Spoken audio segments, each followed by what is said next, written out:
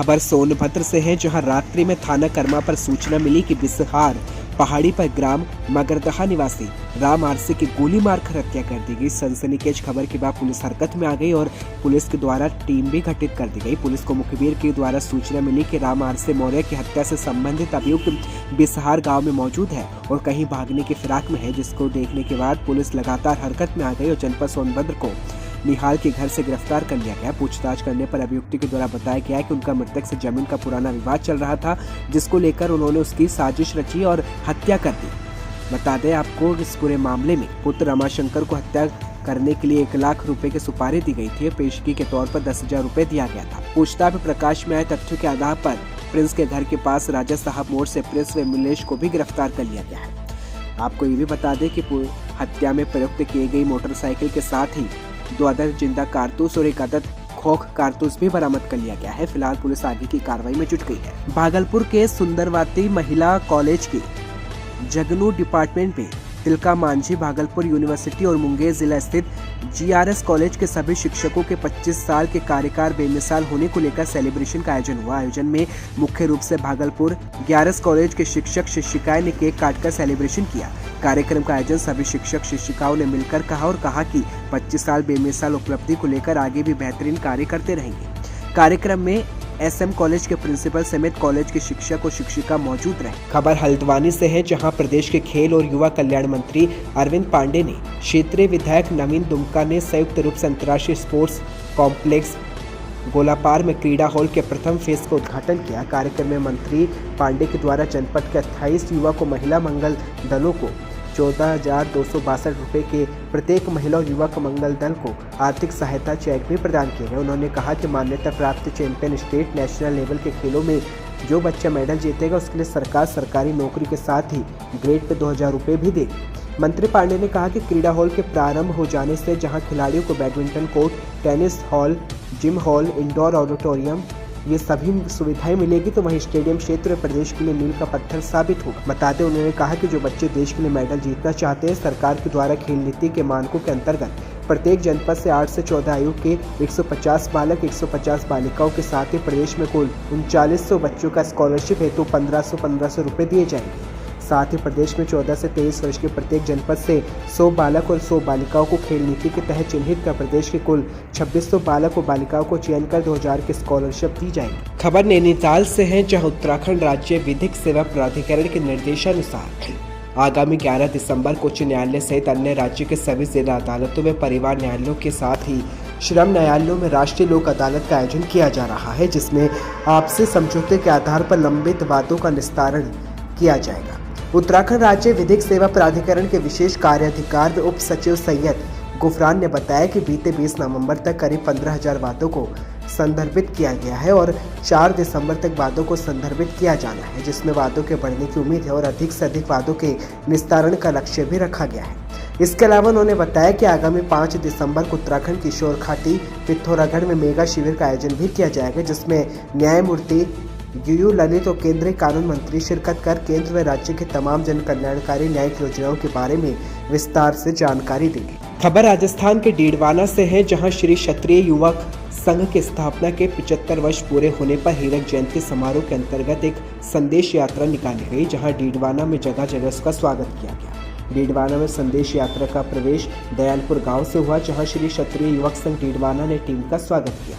इसके तत्पश्चात यात्रा डीडवाना के मेगा हाईवे स्थित खोकर फार्म हाउस पहुंची, जहां भाजपा नेता जितेंद्र सिंह जोधा, जिलाध्यक्ष गजेंद्र सिंह औरंत, भाजपा अल्पसंख्यक मोर्चा के जिला अध्यक्ष तस्लीम आरिफ मुन्ना के नेतृत्व में यूनुस अली असलम खारिया ने भी इसका स्वागत किया। इसके बाद संदेश यात्रा राजपूत सभा भवन पहुंची, जहां समाज के लोगों के द्वारा भी भव्य स्वागत किया। इस एक बड़ी खबर अररिया से आ रही है, जहां 5 साल के मासूम दलित बच्ची के साथ गांव के दबंग युवक ने दुष्कर्म की घटना को अंजाम दिया है। मामला भरगामा थाना क्षेत्र के अंतर्गत वीरनगर पश्चिम का है।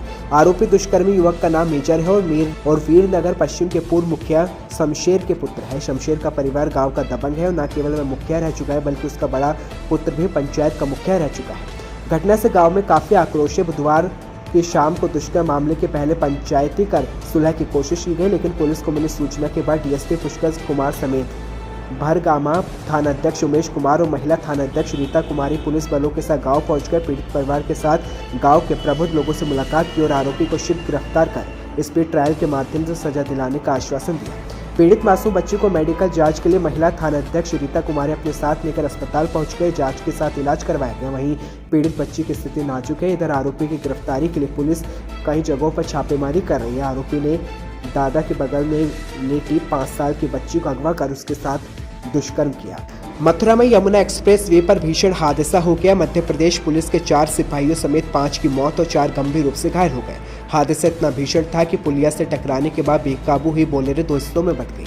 बता दें, मथुरा जनपद के कोतवाली सुररी क्षेत्र के अंतर्गत यमुना एक्सप्रेस वे पर दर्दनाक हादसा उस वक्त घटा जब सवार मुख्य आरक्षी भवानी प्रसाद, महिला आरक्षी हीरा देवी, चालक जगदीश, पुलिस मित्र रवि कुमार की मौत हो गई, जबकि आरक्षी कमलेंद्र यादव, मुख्य आरक्षी रतिराम धर्मेंद्र कुमार और पीड़ित घायल हो गए। मध्य प्रदेश के टीकमगढ़ के थाना बुडेरा की पुलिस टीम अगवा की गई युवती को बरामद करने के लिए हरियाणा के बहादुरगढ़ दबिश देने जा रही थी। सूचना पर पहुंची सुरेर पुलिस ने शव कब्जे में लिया और घायलों को अस्पताल पहुंचाया। वहीं सुबह करीब 5 बजे हुए सड़क हादसे में एक्सप्रेस वे की एक लाइन बंद हो गई। हादसा आगरा से नोएडा जाते हुए मार्ग पर हुआ। खबर यमुनानगर से है, जहाँ नई नवेली दुल्हन की तरह सजी एम्बुलेंस शायद पहली बार दिखाई दी होगी कि क्या एक एम्बुलेंस है इस तरह से नई नवेली दुल्हन की तरह आखिर क्यों सजाई गई है? क्या किसी डेड बॉडी को ले जाने की तैयारी होती है? जी हाँ, बिल्कुल। डेरा सच्चा सौदा के अनुयायी रंजना अग्रवाल ने जीते जी अपने शरीर को मरणोपरांत एक मेडिकल कॉलेज को दान कर दिया, क्योंकि यमुनानगर सीसी सजी धजी वैन में प्रयागराज यानी इलाहाबाद के एक मेडिकल कॉलेज में जाएगा। वहीं पर सैकड़ों की संख्या में डेरा सच्चा सौदा के अनुयायियों ने श्रद्धांजलि अर्पित कर डेड बॉडी को सजी धजी एम्बुलेंस से रवाना किया। डेरा सच्चा सौदा के अनुयायी ने बताया कि बहन रंजना अग्रवाल ने अपने जीते जी बाबा राम रहीम के आदेशों की राह पर चलते हुए अपने शरीर का दान कर एक मेडिकल कॉलेज को दिया है और उसके मरणोपरांत की डेड बॉडी को डेरे के अनुयायियों ने मिलकर प्रयागराज के मोतीलाल नेहरू मेडिकल कॉलेज में एम्बुलेंस को दुल्हन की तरह सजाया, जहां पर सैकड़ों की संख्या में मेडिकल छात्र इस बॉडी से अपनी शिक्षा ग्रहण करें।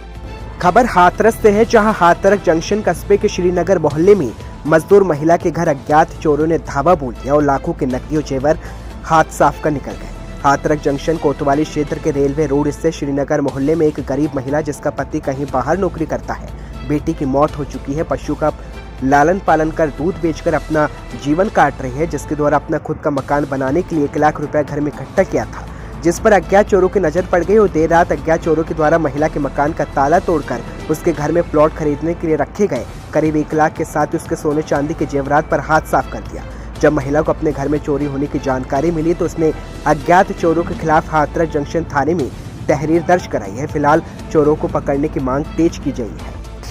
खबर एमपी के पवई से है, जहां पन्ना पुलिस अधीक्षक धर्मराज मीणा कल शाम सरप्राइज चेकिंग पर पवई पहुंचे। उन्होंने आगामी चुनौतियों को लेकर सुरक्षा व्यवस्था की समीक्षा की। इस दौरान पुलिस बल के साथ पवई नगर की मुख्य मार्गों आदि सड़कों पर घूमकर ट्रैफिक व्यवस्था का जायजा लिया। इस दौरान एसपी ने बताया कि आगामी त्रिस्तरीय पंचायत चुनाव ओमिक्रॉन वेरिएंट में संभ्रांत नागरिकों के मन में विश्वास और अच्छा निर्भय वातावरण बने रहे, इसको लेकर सुरक्षा व्यवस्था के लिए सरप्राइज चेकिंग की गई है। मेरे द्वारा पवई के पूरे स्टाफ के साथ में भ्रमण किया, यहाँ की स्थानीय समस्याओं को, ट्रैफिक से संबंधित समस्याओं को समझा, यहाँ के कुछ स्थानीय नागरिकों से बातचीत भी की और थाना में आए फरियादीगण शिकायतकर्ताओं से भी चर्चा करने का अवसर मिला। और आने वाले समय में क्योंकि नई चुनौतियाँ सामने हैं और कोविड गाइडलाइन का भी पालन कराया जाना पुलिस के द्वारा सुनिश्चित करना है, तो इसके संबंध में भी स्टाफ को पर्याप्त हिदायत दी गई कि वो शहर में सोशल डिस्टेंसिंग के साथ साथ मास्क और वैक्सीनेशन की मुहिम को फिर से सक्रिय करें, जिससे कि पन्ना शहर में किसी प्रकार का कोविड का संक्रमण आगे आने वाले समय में ना हो। Thank you. खबर फरीदाबाद से ही है, जहां मुफ्त का खाना खाने आए 2 नशेड़ियों ने 65 वर्षीय वेटर को नुकीली चीज से हमला कर मौत के घाट उतार दिया। घटना ओल्ड फरीदाबाद इलाके की है। पुलिस के मुताबिक वेटर की हत्या के मामले में 2 आरोपियों को मात्र 6 घंटे के अंदर गिरफ्तार कर लिया गया। गौरतलब है कि ओल्ड फरीदाबाद में स्थित अग्रवाल धर्मशाला में एक शादी समारोह में देर रात एक बुजुर्ग वेटर की हत्या कर दी गई। पुलिस की गिरफ्त में नजर आ रहे दोनों युवकों पर आरोप है कि देर रात एक शादी समारोह में घुसकर मुफ्त का खाना खा रहे थे और पुलिस के मुताबिक ओल्ड फरीदाबाद इलाके के अग्रवाल धर्मशाला में देर रात शादी कार्यक्रम था। वहां अचानक उस समय हड़कंप मच गया जब पता चला कि समारोह के दौरान किसी ने वेटर की हत्या कर दी। मामले की जानकारी मिलते ही पुलिस मौके पर पहुंची और जांच शुरू कर दी गई।